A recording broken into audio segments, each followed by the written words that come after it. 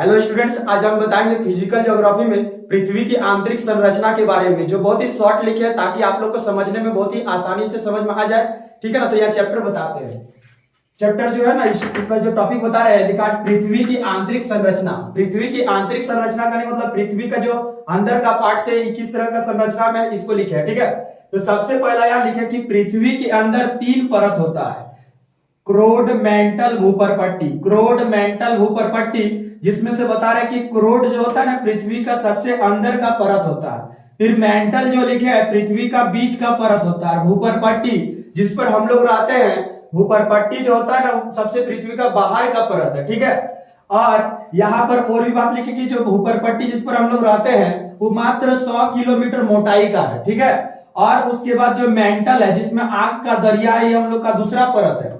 भूपरपट्टी के खत्म होने के बाद मेंटल आता है, जो आग का पिघला हुआ सोचो दरिया है। ठीक है। और आग का जो दरिया है, ये जो मेंटल, इस परत का नाम है मेंटल, ये 2900 किलोमीटर है। और क्रोड जो होता है सबसे अधिक, थोड़ा जगह कम था तो यहाँ कम लिखे कि यहाँ पर जो क्रोड का मोटाई है वो 3400 किलोमीटर है।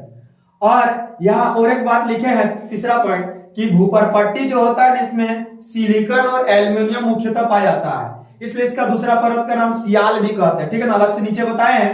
फिर मेंटल, मेंटल में सबसे अधिक सिलिकॉन और मैग्नीशियम पाया जाता है। उसमें क्रोड, क्रोड में याद रखना निकेल और फेरस, निकेल और फेरस 2 तत्व पाया जाता है। इसी को हम विस्तारित करके नीचे लिखे हैं। ठीक है ना, तो बढ़िया से देखना है और बहुत ही शॉर्ट तरीका से लिखे ताकि समझ में इजी तरीका से आए। तो स्टूडेंट्स, अब जो है तीनों परतों के बारे में जानेंगे, क्रोड, मेंटल और भूपरपट्टी। मतलब ये तीनों में कितना क्वेश्चन बनता है। ठीक है ना। तो सबसे पहले यहाँ क्रोड के बारे में लिखे, इससे इतना ही क्वेश्चन बनता है। ठीक है। तो क्रोड के बारे में लिखे कि पृथ्वी का सबसे भीतरी परत है। मतलब जो क्रोड है पृथ्वी का सबसे भीतरी परत है। फिगर में दिखता होगा। ठीक है ना, इसलिए फिगर छाप दिए। दूसरा लिखे कि इसका दूसरा नाम नीफे है। कहने का मतलब निकेल और फेरस की अधिकता के कारण, निकेल और फेरस अधिक पाया जाता है, इस कारण इसका नाम पड़ा नीफे। ठीक है ना।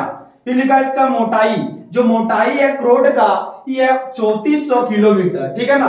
अगला लिखे कि इसका घनत्व तो सबसे अधिक पाया जाता है, 10 से 11 से 13 के बीच में इसका घनत्व रहता है। ठीक है, क्रोड का। फिर आगे आते हैं मेंटल के बारे में। जो मेंटल है ना, मेंटल, इसमें क्या क्वेश्चन होता है, तो मेंटल लिखे कि बीच का परत है। कहने का मतलब शॉर्ट लिखे, थोड़ा समझना, पृथ्वी का बीच का परत है। पृथ्वी का बीच का परत है, इसका दूसरा नाम है सीमे। मतलब यहाँ पर सिलिकॉन और मैग्नीशियम, मतलब सिलिकॉन और मैग्नीशियम की अधिकता के कारण सिलिकॉन और मैग्नीशियम अधिक पाया जाता है, जिस कारण इसका नाम है सीमे। फिर लिखा है इसका मोटाई, जो मेंटल है इसका मोटाई है 2900 किलोमीटर। और इसका जो घनत्व है क्रोड की अपेक्षा थोड़ा कम है, 2.9 से 4.7 के बीच में होता है। ठीक है। अब हम लोग आते हैं भूपरपट्टी के बारे में। इससे क्वेश्चन एक बार रहा, ये एग्जाम में आ भी चुका है क्वेश्चन तो, कि पृथ्वी का जो है सबसे बाहरी परत का नाम क्या है, तो इसका नाम रहता है भूपरपट्टी। ठीक है ना। और दूसरा क्वेश्चन इसमें है कि इसका दूसरा नाम रहता है सियाल। कहने का मतलब यहाँ लिखे भी है कि सियाल नाम क्यों भी पड़ा, तो यहाँ पर सिलिकॉन और एल्युमिनियम की अधिकता के कारण यहाँ पर जो भूपरपट्टी है ना, इसमें सिलिकॉन और एल्युमिनियम, सिलिका जो बालू होता है, सिलिकॉन और एल्युमिनियम अधिक मात्रा में पाए जाने के कारण इस परत का नाम रहता है क्या, सियाल। कहने का मतलब भूपरपट्टी में सबसे अधिक सिलिकॉन और एल्युमिनियम ही पाया जाता है।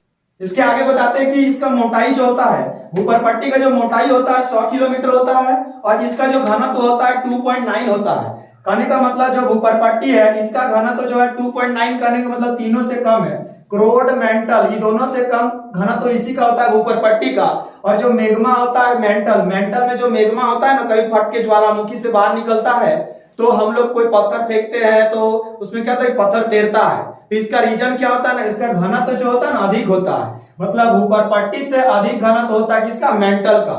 इसलिए तो यहाँ पर चैप्टर जो है पृथ्वी की आंतरिक संरचना खत्म हो जाता है। ठीक है ना। वीडियो अच्छा लगेगा तो इसे लाइक कीजिए, सब्सक्राइब कीजिए और अपने दोस्त को शेयर भी कीजिए, ताकि हम और भी वीडियो इस तरह का बनाएंगे और अच्छा लगेगा। ठीक है ना, बहुत ही सिंपल तरीका से बनाएंगे। और मेरा अगला जो वीडियो रहेगा पृथ्वी का ग्लोब से संबंधित रहेगा, ग्लोब अक्षांश देशांतर से, तो वीडियो से जुड़े रहिएगा। Thank you.